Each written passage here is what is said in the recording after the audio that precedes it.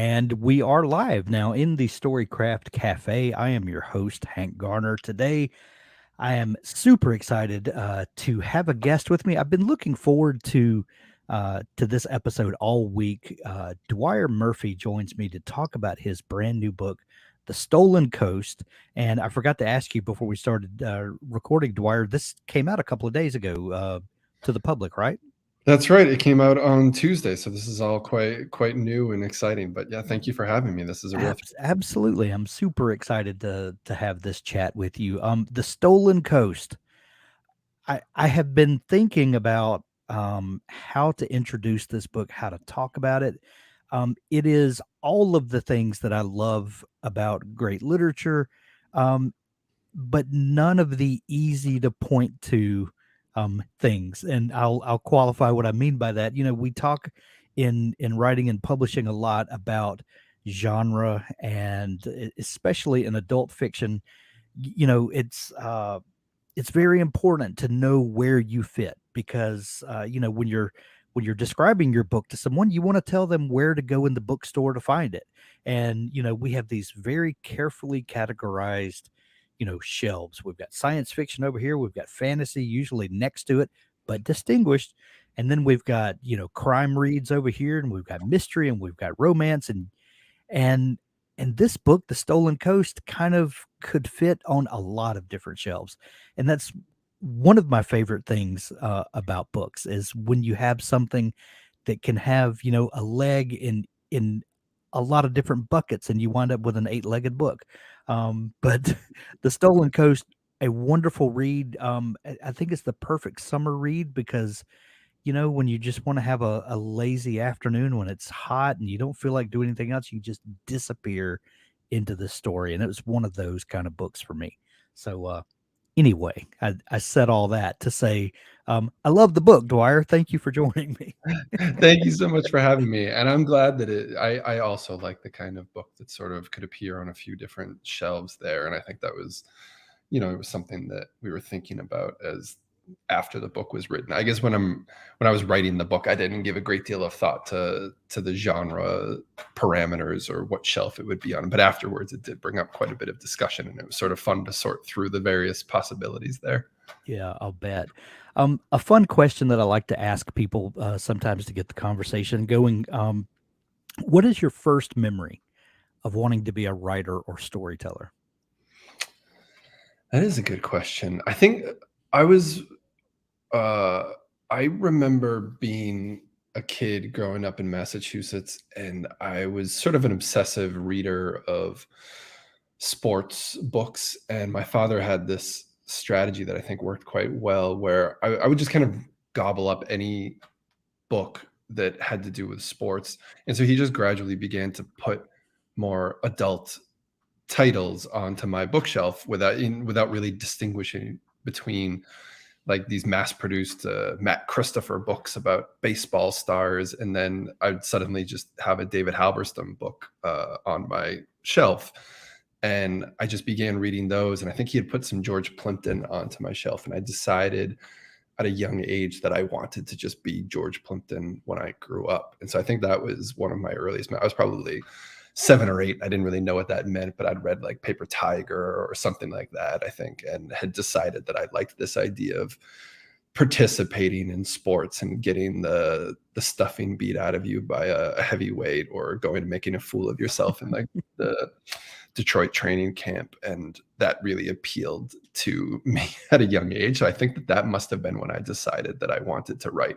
And then it took a lot of twists and turns from that point, but I kind of had this Plimpton-esque career in front of me. Lots of twists and turns are is the way a lot of writers would describe their circuitous route to Yeah. becoming a writer.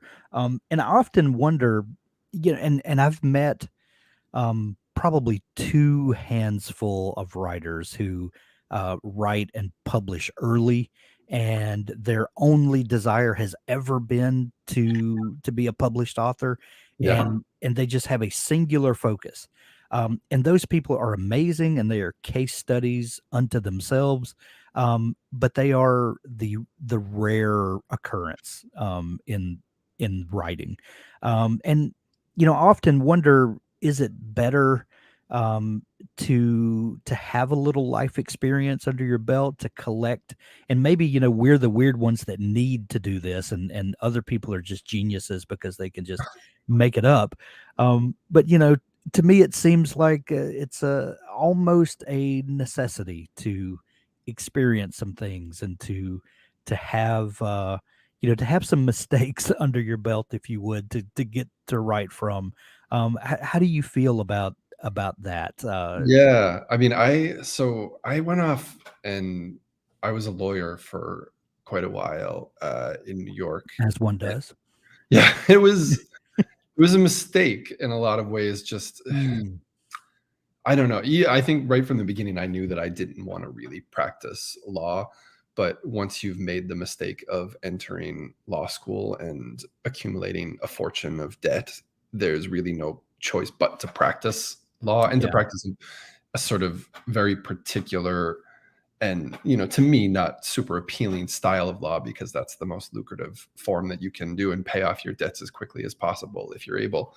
And so I kind of had this odd experience where I did sort of just have to buckle down and be a lawyer for a while. And on the one hand, I knew that I wanted to get out of it and write. But on the other, in retrospect, it was this incredible experience where I got to sort of live in New York for years and be exposed to the way that very particular society works. And as a lawyer, you're sort of allowed into all these rooms that you wouldn't be allowed into otherwise, and exposed to people's dreams and desires and corruption and all these great things that later can become sort of inspiration, if not fodder, for a good crime novel. And I love crime fiction. It's not, I think, like you said, this book doesn't fit neatly necessarily as a crime novel, but I was reading when I was writing it. I think there was a giant stack of Elmore Leonard on my desk, and there's probably oh one yeah, behind me right now, and that was kind of my guiding light on this. And I think without having had that sort of begrudging experience as a lawyer, I'm not sure I could have written about these kinds of particular underbelly worlds without having had that. So I'm glad I did. I would like to have been one of those people who could have just been, you know, a literary sensation at 21. But yeah, I can't imagine what I would have written about. I just didn't have the experience, right? so you practiced law. When what was the catalyst that gave you the it sounds like you always had the desire to leave and to pursue writing, but what was the thing that kind of pushed you over the edge, that because you didn't immediately start writing novels, you have No. been Yeah, working so in the book industry. I wanted to do it. I don't know that I would have had the courage to do it, except that I met my wife, who was a lawyer at the same firm in New York, and who also wanted to do something else. She's still a lawyer, but she wanted to practice in the human rights world and a different kind of international law. And I think that we sort of were drawn together in part by wanting to not be corporate lawyers To for a not while. be here anymore. Yeah, and so honestly, we both just we gave ourselves a goal to, once we'd paid off our debts, to save up a certain amount of money that we felt like we could kind of roll the dice on these other careers that we wanted to undertake.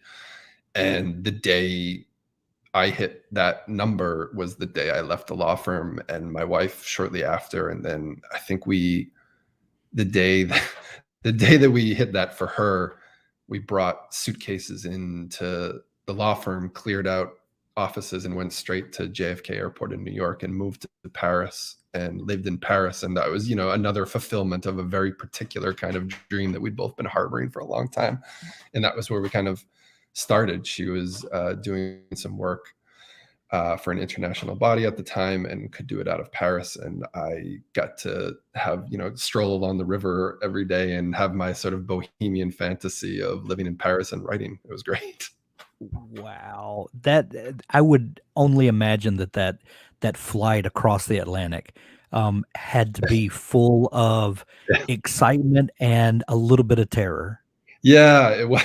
It was, because I mean, you're leaving behind this career which has a lot of certainty to it, and it's easy to get trapped in it, even, and it can be very satisfying. There were actually there was an older gentleman, uh, Louis Begley, who's just, an immensely talented novelist who's been, nominated for National Book Awards and all that, who was a lawyer at the same law firm as I was, a partner who very happily practiced and wrote award-winning novels in his whatever spare time he could find. But I did not have. I knew I wasn't going to be able to do that, so I had to cut ties completely, and it was terrifying. Yeah, but I got to do it with my wife, and I was a little younger, and we had our savings, and we didn't have children yet, and it's the time in your life when you can throw caution to the wind a little bit and move to Paris Oh if you're yeah, able. yeah. How did you get involved with CrimeReads?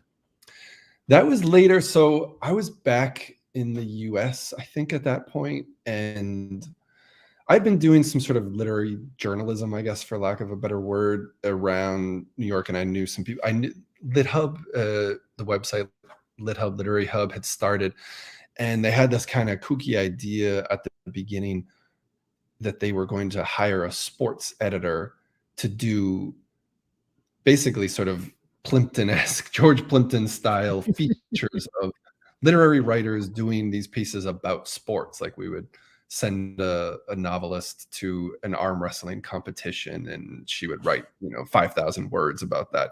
And they had heard through some people that I was interested in sports in particular, and I think I must have written some sports stuff for them. So anyway, we met at Old Town Bar on 17th or 18th Street in New York, and hashed out a deal, and I became the sort of sports editor at the outset of LitHub. And then we quickly realized that there's a reason why there aren't a lot of those old-fashioned Sports Illustrated 5,000 word pieces, like long form literary sports pieces anymore, because there was a limited audience for them. And Yeah.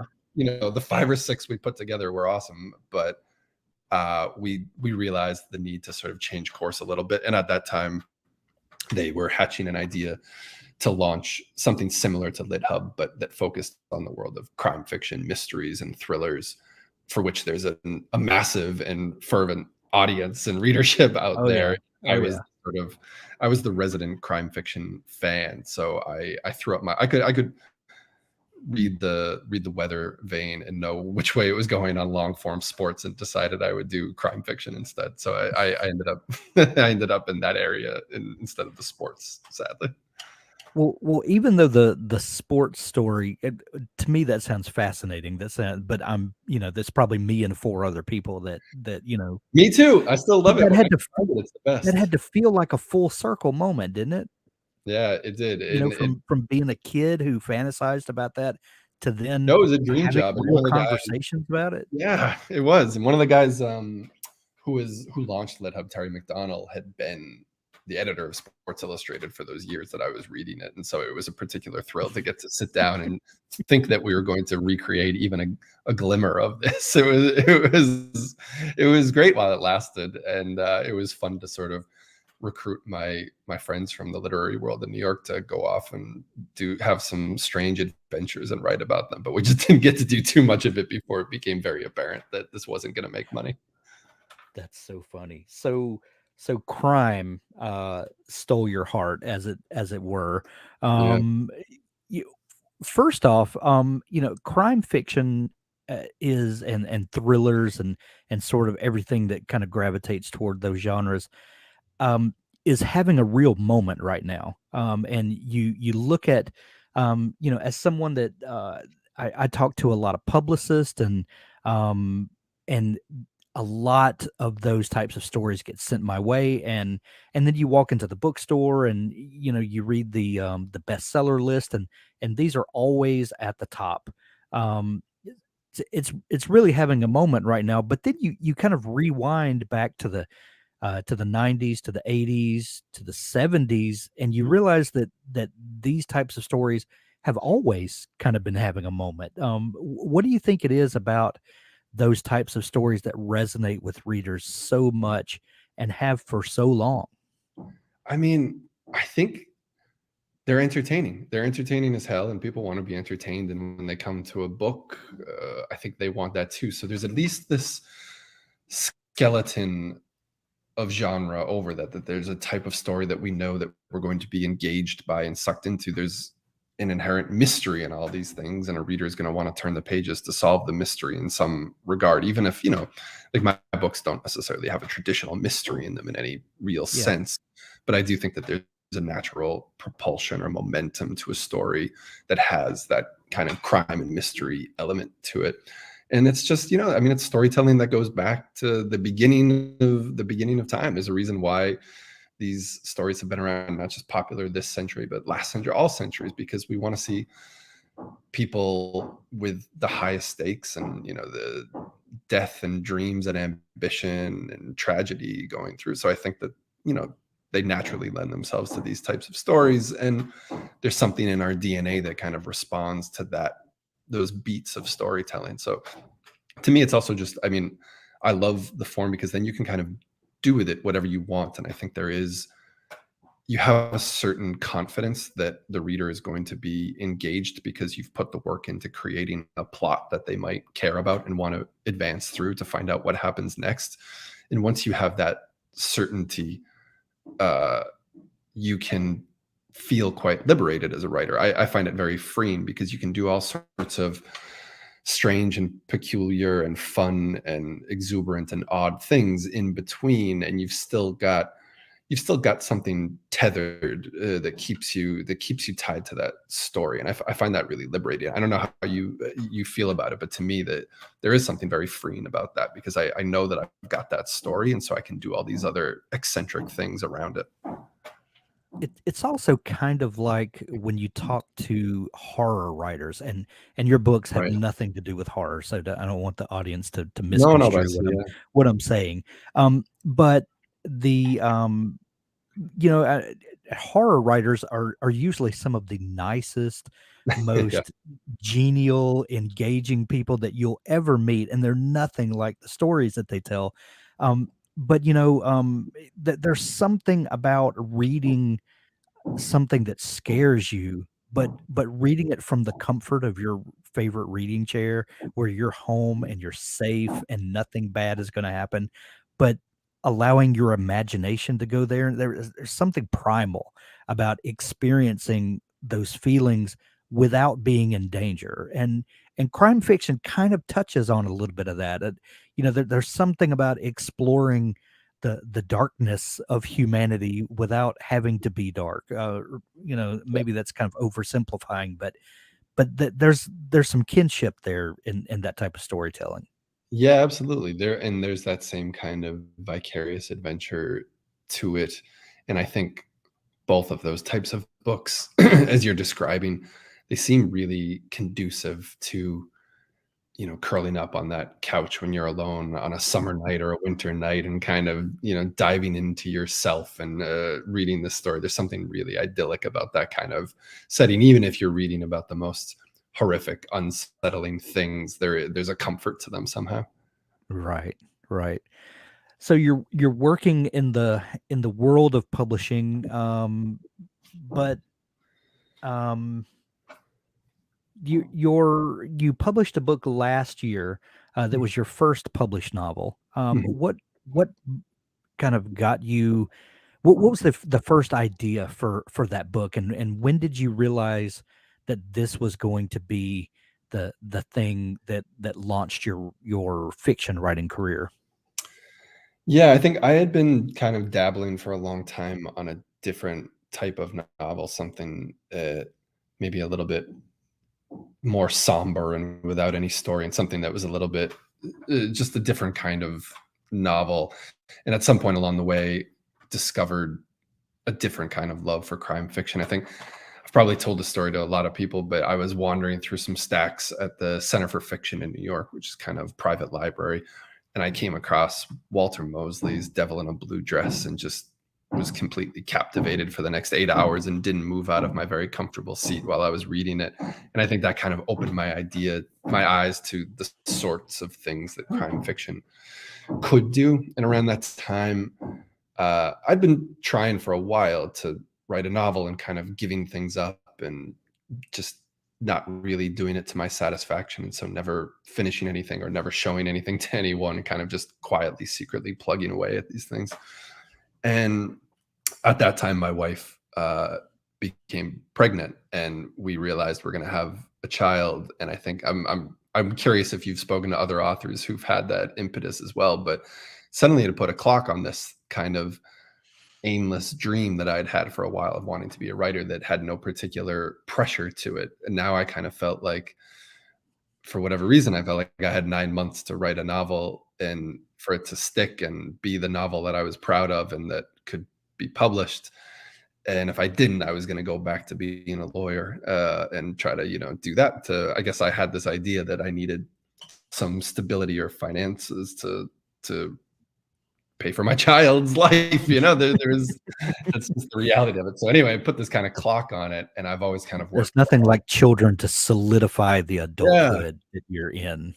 it is, right? And I like working under a timeline and pressure, kind of in that sense. And I just knocked out this novel that I was really thrilled with, and it was sort of, I think my wife and I were watching a lot of movies late at night and working through our anxieties in the lead up to this birth, and we'd watch Chinatown one night, and I just had this idea where Chinatown was kind of seeping into other aspects of my life and altering my vision of it. And that kind of became the novel, the story of a washed out lawyer in New York who finds that he's kind of caught up in the plot to Chinatown circa 2005.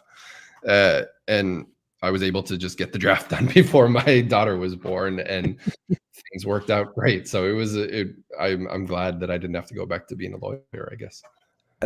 Both of these novels are noir-ish. They have a noir sensibility with while being firmly rooted in the here and now, the present of it all. Um, do is there a certain thing that you're a certain feeling that you're writing for? Is there are you channeling anything in particular that makes your writing come out with this sort of feeling? And I say feeling because it's not anything that you can necessarily put your finger on, but it is absolutely communicated on the page. And it's one of these ethereal things. When we talk about writing, we talk a lot about the woo-woo stuff that, that you can only talk about in these types of conversations, but it's absolutely true. You can't put your finger on it, yet there it is. I'm glad that you can feel it, because to me, I mean, there's all these different components of the writing that one could value over the others, story or character. And I think for me, if I'm being honest, I'd like to think I value all of them and put time and effort into all of them. But atmosphere is the most important piece of it for me. And it's the piece that draws me in as the writer. So I hope that it's drawing in readers as well. But I think that I always kind of try to put this trick on myself where I try to imagine that I'm in, say, just like a dark bar somewhere, and I'm stuck in a town where I don't know anybody in particular, and I've got a bottle of wine or something, a nice whiskey that somebody's brought over, and I'm expected to tell a story to somebody else in the bar and to keep their attention. And I try to kind of channel some of that into the voice I'm using as a writer, where I'm imagining that there is this person whose interest needs to be captured and captivated in this particular setting. So I think that kind of lends naturally to a noir atmosphere, but it also kind of is. I think that I don't ever want it to feel like I'm just telling a story where it's A to B and I have particular beats that need to be hit. It's more like if you're actually talking to someone, all sorts of ambiguities and questions would arise, and you might take diversions, and you might ask them questions about their life, and that turn the tables on them, and it's not just a straight story that would be told. So I'd like to think of it as kind of a running conversation in a dark bar in a town where I don't know anybody, and I've got this one person whose attention I want to keep. That is I'm so glad you shared that, because that going into the writing with that mindset absolutely will influence the way that you tell the story. And I've never thought about that before, but that is a great um, trick, if you will, to kind of get in that storytelling mode. I love I that. like just conversation too, like what you and I are doing right now. If I were being perfectly natural with it, I think there's still some lawyer piece of me that just wants to run a deposition and just ask the other person questions. So my natural mode here would to just be ask you endless questions and try to transform that into our own joint story. But I like conversation. I like that back and forth, Yeah. and I try to put that into the writing too. Yeah. Well, your dialogue definitely reflects that. It feels like real conversation and not, and it's such a balance because if you were to record actual conversation, Yeah, it's very broken. It's right. very there are a lot of things that are communicated and things that are sort of communicated, but the interpretation between the two people factors into that a lot. And and a lot of times that doesn't translate to the written word very well, because you say, "Oh, your dialogue is just like conversation." Well, no, it's not, because Right. conversation on page is terrible.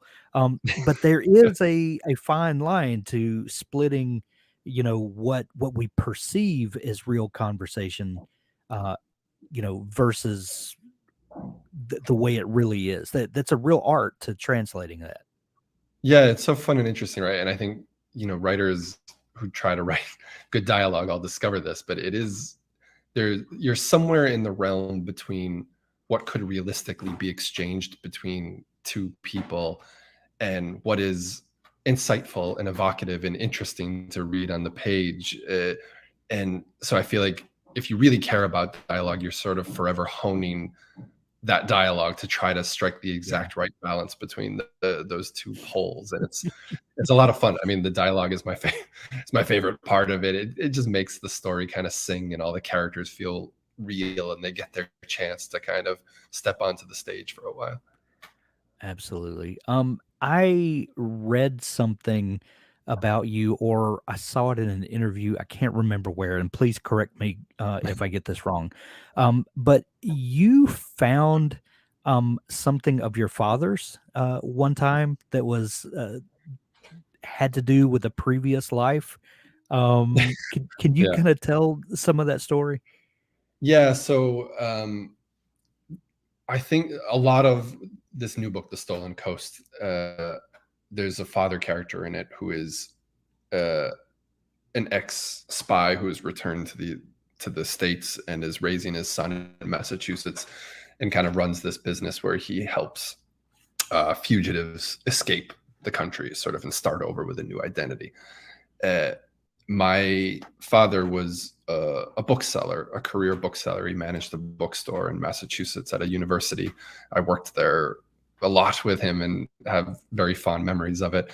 And I think my first book was about the world of booksellers and noir. And so a lot of people ask me that, I think. And now this new book, they're suddenly surprised to find out that he had a career in intelligence before he was a bookseller. And this was something that I knew for a long time. At one point when I was young, I think the story you're probably referencing is I found a box of passports that were That's sort it. of hidden, and I opened them up and kind of spent a very baffling hour quietly looking through a box full of passports and various visas and documents that were all my father, but with different names and slightly altered identities. He'd have a beard in some, or shaggy hair and things like that, and kind of trying to understand what that meant. And so I think, like a lot of people who worked in intelligence, he had been trained very rigorously not to discuss it with anyone. And that was kind of the baseline. And then over the years, I think he became gradually more comfortable sharing pieces of it, because it essentially, these were his formative years. He went off, he was drafted into the military and then recruited out of the military to be trained in intelligence, and then sent off to sort of live out his 20s around the Mediterranean, doing intelligence work. And that is such an odd way to grow up and to meet the world, that I think, that was a pivotal part of his story. And so, to the extent that he was able to sort of communicate it to me, we did. And I obviously, if you have a father who was a spy, you want to hear all the stories you can, right? And so I Oh would try yeah. to pry them out of him as much as I could. And he's still around and still reluctantly telling me pieces of it today. But I wanted to pour a lot of that into this novel because I think when people do find this out about me, inevitably they want to know what was it like to grow up with a father who had been a spy. And there were a lot of odd little spy games between us. He used to he likes to tell the story once that he bugged my room when I was about 5 or 6, and then like a two-way thing, and he would speak to me pretending to be God, giving me instructions to behave and, obey my father. And I just kind of quietly accepted this and had this conversation with what I had deduced was God talking to me, and kept it to myself. I just kind of played it close to the vest, didn't tell anyone that this was going on until he got freaked out that this was carrying on too long, and he finally showed me what he was doing. But there were all these other little things he would kind of, he always seemed to catch me at everything. There's no way you can sneak out on your dad when he's a trained operative. There's no way to sneak. So it was kind of liberating because I just assumed growing up that my dad knew every bad thing that I was doing, and he basically did. And we just kind of we figured it out together, and it was great. I think he was the best emotionally adjusted former intelligence person you could possibly imagine, because he was a great guy, had a great dad, and he still is, and he's very graciously allowed me to tell some of his stories in this book. That is so funny. Jack Betancourt, your protagonist in the new book, finds places for fugitives, and I asked you to share that story because it does kind of seep its way into this book, not in a direct way, but there are a lot of things in the story that are obviously kind of flavored by growing up with a father who, had that sort of connection. What was the idea to have a character that helped kind of bring people in and help them disappear, that sort of thing? It's something I've always been fascinated with, I assume because of my father and the upbringing that I had. But we used to play I this think that's game, fair. and I play with my wife now, where whenever we go somewhere new, we like to think about what sort of informal pipeline we would use if we needed to escape the jurisdiction. If we were falsely accused of a crime, needed to go on the lam, how do you quietly get out of that jurisdiction? So it's always been this thing in my mind, and it kind of pieced together with, I grew up in this town in Massachusetts that I found out when I was a lawyer that it had a reputation locally, at least, as a place to go to kind of lay low and use as a way station if you were getting out of town, if you needed to get into the wind and, evade law enforcement for various reasons that kind of get worked into the book in a very romanticized version. That was true. And so I kind of combined a few of these elements into creating this town that, for me at least, was sort of a vehicle for romance and intrigue. And it kind of felt to me like a sort of contemporary Casablanca, this last exit where fugitives and dreamers and hustlers and everybody goes when they've run out of road and they just want to get out of the country and start a new life somewhere else. This is the town they go to. And it was, once I had that idea for a town that exists like that, it was just too fun not to write a whole novel about it.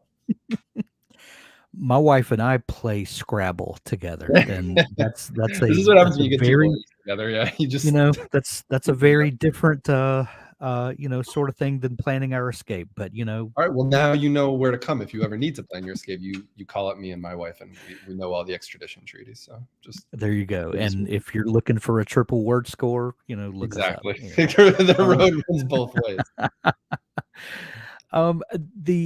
The other guilty pleasure that I absolutely love in novels is I love a heist novel. There's something about a heist that just I don't know, I just absolutely love it. And you find a way to work yet another subgenre into a story that already is bristling with fun.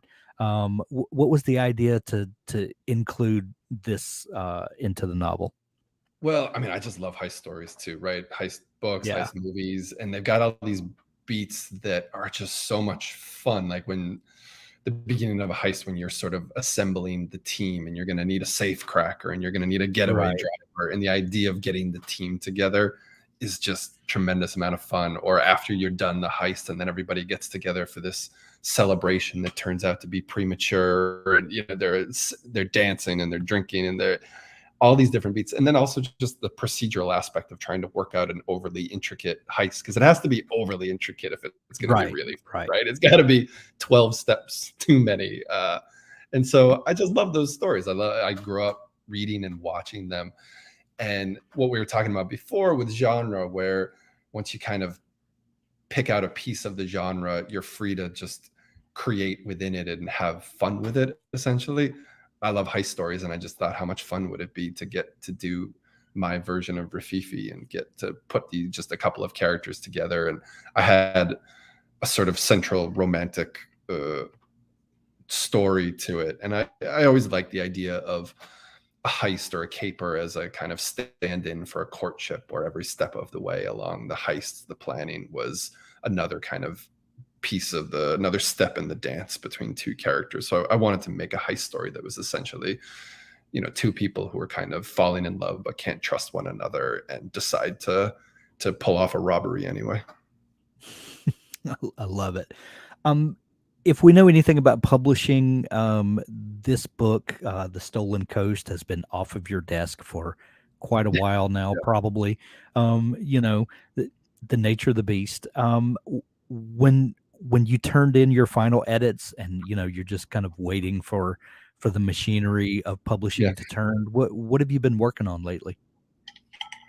I have another book that I'm pretty far into, but immediately after, I thought I was going to sort of put this completely aside and move on to something new. But then we had the good fortune of selling the TV rights for it, and the production company agreed to bring me on as the writer of the pilot for that. So before the Writers Guild strike began, I had just started work on that project. So it's kind of nice. It's a whole other experience trying to imagine, a contained heist story within this novel, how it might be built out into a TV series, and that's been great fun, because really this is just what it comes down to, is the town that I'm writing about in this strange kind of atmosphere of fugitives and everybody leaving the country, and everybody's got a con against one another, but they're also living as neighbors in this beach town in Massachusetts.